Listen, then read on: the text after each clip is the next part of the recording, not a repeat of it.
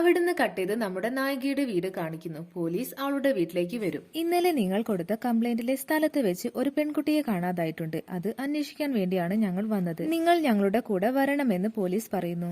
അവരുടെ കയ്യിലെ ഹാൻഡ് കഫിന്റെ ശബ്ദം കേട്ട് അവൾക്ക് മനസ്സിലാകും അത് ഒറിജിനൽ പോലീസ് തന്നെയാണെന്ന്. അവൾ വരാമെന്ന് പറയും. അങ്ങനെ അവൾ പോലീസ് സ്റ്റേഷനിലേക്ക് പോകും. അവിടെ കേസ് അന്വേഷിക്കുന്ന പോലീസ് ചീഫിനോട് ചോദിക്കും, ഒരു കണ്ണ് കാണാത്ത പെണ്ണാണ് ഇതിന്റെ വിറ്റ്നസ്. ഞാൻ എങ്ങനെ ഈ കേസ് തെളിയിക്കും? എപ്പോഴും ഇങ്ങനെയുള്ള കേസുകളാണ് നിങ്ങൾ എനിക്ക് തരാറ് എന്ന്. അപ്പോൾ ചീഫ് പറയും, എന്തൊക്കെ പറഞ്ഞാലും നീ തന്നെ ഈ കേസ് അന്വേഷിക്കണമെന്ന്. അങ്ങനെ അവൻ അവളോട് ചോദ്യങ്ങൾ ചോദിക്കും. ഒരു പട്ടിയെയാണ് അയാൾ ഇടിച്ചതെങ്കിൽ അത് തെറിച്ച് ഫ്രണ്ടിലേക്കാണ് വീഴുക. അയാൾ ഒരു മനുഷ്യനെയാണ് ഇടിച്ചത്, അതാണ് അത് ബാക്കിലേക്ക് തെറിച്ച് വീണത്. ഇത് കേട്ടിട്ട് ആ പോലീസ് ഞെട്ടുന്നുണ്ട്. അവൾ പറഞ്ഞതെല്ലാം അവൻ എഴുതിയെടുത്ത് നിങ്ങൾക്ക് പോകാമെന്ന് പറയും. അതിന് അവൾ, എനിക്ക് കണ്ണ് കാണാത്തോണ്ടല്ലേ നിങ്ങൾ കൂടുതൽ ചോദ്യങ്ങളൊന്നും ചോദിക്കാത്തത്. ഒരു കണ്ണ് കാണുന്ന വ്യക്തിയോട് എന്തൊക്കെ ചോദ്യങ്ങൾ ചോദിക്കാമോ അതൊക്കെ എന്നോടും ചോദിക്കണമെന്ന് അവൾ പറയും. അവൻ അത് കേട്ട് ചിരിക്കും. അപ്പോൾ അവൾ, നിനക്ക് ആവറേജ് ഹൈറ്റ് ആണ്, മെലിഞ്ഞ ശരീരമാണ്, ഏകദേശം 35 വയസ്സ് പ്രായം തോന്നും. ഇത് കേട്ട് അവൻ ഞെട്ടിപ്പോകും. എന്നിട്ട് അവൾക്ക് ശരിക്കും കണ്ണ് കാണുന്നുണ്ടോ എന്ന് ചെക്ക് ചെയ്യും. എന്നിട്ട് അവൾ പറയുന്ന കാര്യങ്ങളൊക്കെ നോട്ട് ചെയ്ത് വെക്കും. എന്നിട്ട് ഒരു പോസ്റ്റർ അടിച്ചൊട്ടിച്ച് വെക്കും. അത് കണ്ട് ഒരു പിസ്സ ഡെലിവറി ബോയ് പോലീസ് സ്റ്റേഷനിലേക്ക് വരും.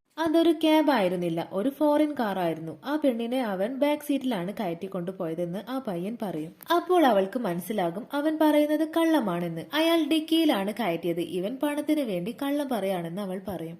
അങ്ങനെ അവനെ പിടിച്ച് പുറത്താക്കും. മറ്റൊരു പോലീസ് അവളോട് സംസാരിക്കുന്നത് കണ്ടിട്ട് അവന് മനസ്സിലാകും അവൾ ഒരു പോലീസുകാരിയായിരുന്നുവെന്ന്. അവൻ ഡീലക്സ് ക്യാബ് ഡാമേജ് ആയി വർക്ക്ഷോപ്പിലേക്ക് കൊണ്ടുവന്നിട്ടുണ്ടോ എന്ന് ചെക്ക് ചെയ്യും. ഓരോ ഡ്രൈവറുടെയും വോയിസ് റെക്കോർഡ് ചെയ്ത് അവളെ കേൾപ്പിക്കും. അവൾ ഇയാളല്ല എന്ന് പറയും. അങ്ങനെ അവർ കാറിൽ പോകുമ്പോൾ സിഗരറ്റിന്റെ സ്മെല്ല് കാരണം അവൾ ഗ്ലാസ് ഓപ്പൺ ചെയ്യാനായിട്ട് പറയും. അവൻ ഗ്ലാസ് ഓപ്പൺ ചെയ്യുമ്പോൾ, ഈ സൗണ്ട് ഞാൻ സൈക്കോയുടെ കാറിൽ നിന്നും കേട്ടിട്ടുണ്ടെന്ന് അവൾ പറയും. അത് കേട്ടിട്ട് പോലീസ് ഞെട്ടും. എന്നാൽ അതൊരു ക്യാബ് ആയിരിക്കുകയില്ല. ആ പിസ്സ ഡെലിവറി ചെയ്യുന്ന പയ്യൻ പറയുന്നത് ചിലപ്പോൾ സത്യമായിരിക്കും. അവർ അവനെ കോണ്ടാക്ട് ചെയ്യാൻ ശ്രമിക്കുന്നുണ്ട്, പക്ഷെ കിട്ടുന്നുണ്ടായിരുന്നില്ല. ആ സമയം ആ സൈക്കോ അവനെ ഫോളോ ചെയ്തു വരുന്നുണ്ട്. അവൻ അത് മനസ്സിലായി അവിടുന്ന് ഓടി രക്ഷപ്പെടാനായിട്ട് പോകും. പിന്നാലെ ആ സൈക്കോ അവനെ ഫോളോ ചെയ്ത് വരുന്നുണ്ട്. അവന്റെ തല അടിച്ചു വീഴ്ത്തി അവനെ കൊല്ലാനായി പോകുമ്പോൾ ആരോ വരുന്നത് കണ്ട് സൈക്കോ അവിടെ നിന്ന് പോകും. അവനെ ആംബുലൻസിൽ കയറ്റി കൊണ്ടുപോകുന്നത് അവർ കാണും. അങ്ങനെ അവരും ഹോസ്പിറ്റലിലേക്ക് പോകും. എന്നിട്ട് അവനെ അഡ്മിറ്റ് ആക്കും. അവൾ രാത്രി മുഴുവനും അവന് കൂട്ടിരിക്കും. രാവിലെ അവർ കോഫി കുടിക്കാനായി പോകുമ്പോൾ അവൾ പറയും, അന്ന് എന്നെ സൈക്കോ കോഫി കുടിക്കാനായി നിർബന്ധിച്ചിരുന്നു. അപ്പോൾ പോലീസ് പറയും, ഇതുപോലെ കോഫി കുടിപ്പിച്ച് ഒരു പെണ്ണിന്റെ മർഡർ കേസ് വന്നിട്ടുണ്ട്. അങ്ങനെ ആ പയ്യന് ബോധം വന്നപ്പോൾ പോലീസ് ആ സൈക്കോയുടെ കാര്യം ചോദിക്കും.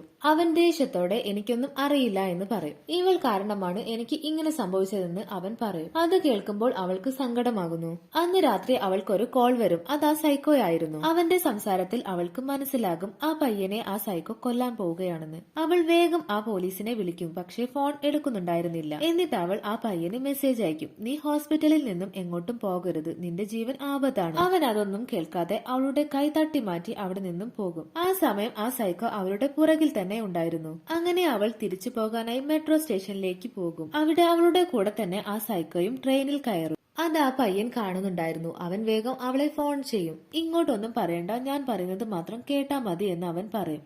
എന്നിട്ട് ഇയർഫോണും ക്യാമറയും ഓൺ ചെയ്യാനായിട്ട് പറയും. അവൾ അതുപോലെ തന്നെ ചെയ്യും. എന്നിട്ട് ഫോൺ ലെഫ്റ്റിലേക്കും റൈറ്റിലേക്കും തിരിക്കും. അപ്പോൾ അവൻ കാണും ആ സൈക്കോ അവളുടെ ഓപ്പോസിറ്റ് തന്നെ ഇരിക്കുന്നുണ്ട്. ട്രെയിനിൽ ആളുകൾ കുറവാണ്, അടുത്ത സ്റ്റേഷനിൽ തന്നെ ഇറങ്ങാനായിട്ട് അവൻ പറയും. അവൾ അടുത്ത സ്റ്റേഷനിൽ തന്നെ ഇറങ്ങും. പുറകെ തന്നെ ആ സൈക്കോയും ഇറങ്ങും. അവൻ ഫോൺ വഴി അവൾക്ക് വഴി പറഞ്ഞു കൊടുക്കും. അപ്പോൾ അവൻ ഒരാൾ പോകുന്നത് കാണും. വേഗം അവരെ വിളിക്കാനായിട്ട് പറയും. അപ്പോഴേക്കും ആ സൈക്കോ കത്തിയെടുത്ത് അവളുടെ പുറകിൽ വെക്കും. അവൾ വേഗം പെപ്പർ സ്പ്രേ എടുത്ത് അവന്റെ മുഖത്തടിച്ച് അവിടെ നിന്നും രക്ഷപ്പെടാനായിട്ട് ഓടും. അവൻ ഒരു ലിഫ്റ്റ് കണ്ട് അതിൽ കയറാനായിട്ട് പറയും. അവൾ വേഗം ആ ലിഫ്റ്റിൽ കയറും. അപ്പോഴേക്കും ആ സൈക്കോ വന്ന് അവളുടെ കഴുത്തിൽ സിറിഞ്ച് ഇൻസേർട്ട് ചെയ്യും. അപ്പോൾ ആ നായ അവന്റെ കാല് കടിച്ചു വലിച്ച് അവനെ പുറത്തേക്ക് കൊണ്ടുപോകും. അവൻ ആ നായയെ കത്തിവെച്ച് കുത്തി കൊല്ലും. ആ സമയം ലിഫ്റ്റ് ക്ലോസ് ആകും. സിറിഞ്ച് കുത്തിയത് കാരണം അവളുടെ ബോധം നഷ്ടമായി കൊണ്ടിരിക്കുകയാണ്. ലിഫ്റ്റ് മുകളിലെത്തി ഓപ്പൺ ആകുമ്പോൾ ആളുകൾ അവളെ കണ്ട് ഹോസ്പിറ്റലിൽ എത്തിക്കും. അവൾക്ക് ബോധം വന്നപ്പോൾ അവളുടെ നായയെ അവൾ അന്വേഷിക്കും. അപ്പോൾ ആ പയ്യൻ നായയുടെ ബെൽറ്റ് അവൾക്ക് കൊടുക്കും. അപ്പോൾ അവൾക്ക് മനസ്സിലാകും അത് ചത്തുപോയെന്ന്. അവൾ അവിടെ ഇരുന്ന് കരയുന്നത് കണ്ടിട്ട് അവന് സങ്കടം തോന്നും. അപ്പോൾ ഡോക്ടർ പറയും, അവളെ കുത്തിവെച്ചിരിക്കുന്നത് സെഡേഷൻ മരുന്നാണ്, അത് ഹോസ്പിറ്റലിൽ മാത്രമേ ഉണ്ടാവൂ, മാത്രമല്ല അത് ഡോക്ടേഴ്സിന് മാത്രമേ ആക്സസ് ചെയ്യാൻ പറ്റുകയുള്ളൂ.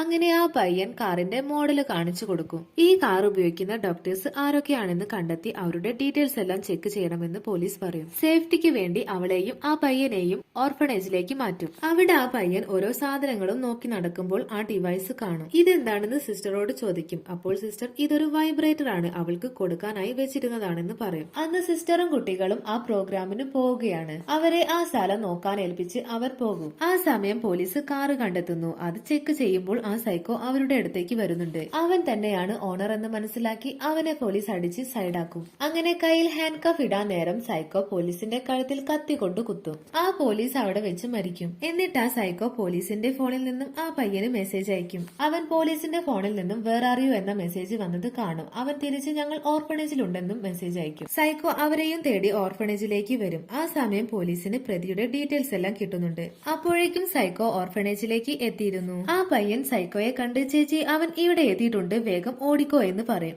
അവൾ വേഗം തന്നെ മുകളിലേക്ക് ഓടും. അവൻ സൈക്കോയെ പിടിച്ചു വെക്കാൻ ശ്രമിക്കുന്നുണ്ടെങ്കിലും അയാൾ കത്തിക്കൊണ്ട് അവന്റെ വയറ്റിൽ കുത്തി അവനെ സൈഡാക്കും. അവൾ വേഗം സ്വിച്ച് ബോർഡിൽ വെള്ളം ഒഴിച്ച് കറന്റ് കട്ടാക്കും. എന്നിട്ട് ആ സൈക്കോയുടെ ശ്രദ്ധ തിരിച്ച് ഒരു മുറിയിൽ പൂട്ടിയിടും. ഒരു വാഷിംഗ് മെഷീൻ മറിച്ചിട്ട് ഡോറിന്റെ അടുത്ത് വെക്കും. എന്നിട്ട് അവൾ ആ പയ്യൻ എവിടെയെന്ന് തെരഞ്ഞു നടക്കും. അവൾ ഡോറിന്റെ അടുത്തേക്ക് പോകുമ്പോൾ ഡോറ് ഹാൻഡ് കഫ് ഇട്ട് ലോക്ക് ചെയ്ത് വെച്ചിരിക്കുകയാണ്. അവൾ തിരിച്ചു നടന്നപ്പോൾ അവനെ തട്ടി അവൾ താഴെ വീഴും. അവനെയും വലിച്ച് ഒരു റൂമിൽ കയറ്റി വാതിൽ അടയ്ക്കാൻ നേരം ആ സൈക്കോ ഓടി വരും. അവൾ വേഗം തന്നെ ഡോറ് ക്ലോസ് ചെയ്യും. അവൻ ഡോറ് തുറന്ന് അവളുടെ കഴുത്ത് പിടിച്ച് ലോക്ക് ചെയ്ത് വെക്കും. അവൾ അവനെ തള്ളി മാറ്റി അവിടെ നിന്ന് ഓടി രക്ഷപ്പെടാനായിട്ട് നോക്കും. ആ സമയം പോലീസ് സൈക്കോയുടെ വീട്ടിലെത്തും. അവിടെ ഒരു പെണ്ണിന് മാത്രമേ ജീവനുള്ളൂ. അടുത്തത് അവളാണെന്ന് മനസ്സിലായി പോലീസ് ഓർഫണേജിലേക്ക് പോകും. അവൾ ഓടി രക്ഷപ്പെടാൻ നേരം അവളെ തള്ളി താഴെയിട്ട് അവളുടെ ചെവി അടിച്ചു പൊട്ടിക്കും. പിന്നെ അവൾക്കൊന്നും കേൾക്കാൻ പറ്റുന്നുണ്ടായിരുന്നില്ല. ആ സൈക്കോ അവളെ റേപ്പ് ചെയ്യാനായിട്ട് വരുമ്പോൾ ആ പയ്യൻ അവന്റെ തലക്കിട്ടിടിച്ച് അവനെ വീഴ്ത്തും. എന്നിട്ട് അവളെ എടുത്ത് പുറത്തേക്ക് പോകും. ആ സൈക്കോ വീണ്ടും വന്ന് അവനെ ഇടിച്ച് കൊന്നോണ്ടിരിക്കുകയാണ്. അവളുടെ അനിയനെ അവൾക്ക് രക്ഷിക്കാനായില്ല. ഇവനെങ്കിലും രക്ഷിക്കണമെന്നോർത്ത് അവൾ എഴുന്നേറ്റ് ആ സൈക്കോയുടെ കാറിന്റെ ചില്ല് പൊട്ടിക്കും. അവൾ രക്ഷപ്പെടാൻ പോവാണെന്ന് മനസ്സിലാക്കിയ സൈക്കോ അവനെ അവിടെ ഇട്ടിട്ട് അവളുടെ അടുത്തേക്ക് വരും. അവൻ അവളെ കൊല്ലാനായി അവളുടെ അടുത്തേക്ക് വന്നോണ്ടിരിക്കുകയാണ്. ഇപ്പോൾ അവൾക്ക് കണ്ണും കാണില്ല, ചെവിയും കേൾക്കില്ല. അവൻ അടുത്തേക്ക് വരും തോറും അവളുടെ കയ്യിലെ ഡിവൈസ് വൈബ്രേറ്റ് ആവാനായിട്ട് തുടങ്ങും. അവൾ ഇഷ്ടിക വെച്ച് അവന്റെ തല അടിച്ചു പൊട്ടിക്കും. അങ്ങനെ ആ സൈക്കോ അവിടെ വെച്ച് മരിക്കും. ആ സമയം പോലീസ് അവിടെ എത്തും. അങ്ങനെ കേസ് തെളിഞ്ഞ് പ്രതിയെയും കിട്ടി. അവളെ വീണ്ടും പോലീസിലേക്ക് എടുക്കും. അവളുടെ സ്വന്തം അനുജനായി ആ പയ്യൻ അവളുടെ കൂടെ തന്നെയുണ്ട്. അവിടെ വെച്ച് ബ്ലൈൻഡ് എന്ന സിനിമ അവസാനിക്കുന്നു. So thanks for watching.